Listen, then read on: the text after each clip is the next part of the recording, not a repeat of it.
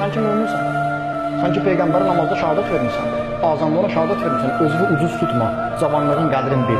Şeytan bütün dünya cavanlarla iş görmək istəyir. Baxın bugün Qarabağı əgər sabah azad eləsə, cavanlar azad eləyəcək. 28 maydı dünənləri. Azərbaycanda böyük bayramlardan biri, Respublika günü. Müstəqillik qazandığımız gün idi. Müstəqillik qazanandan sonra Gedincili Şəhidlər Xiyabanında, Lənkəranda, Bakıda, hər yerdə ən çox baxın cavanlardır. Seyid Mübariz cavandır.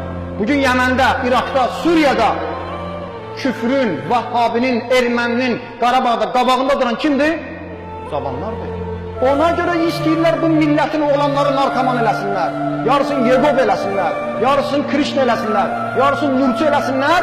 Çünki Nurçu öz ağasını gözləyəcək, Vahabi də öz ağasını gözləyəcək, bunun heç torpağını düşünməyəcək.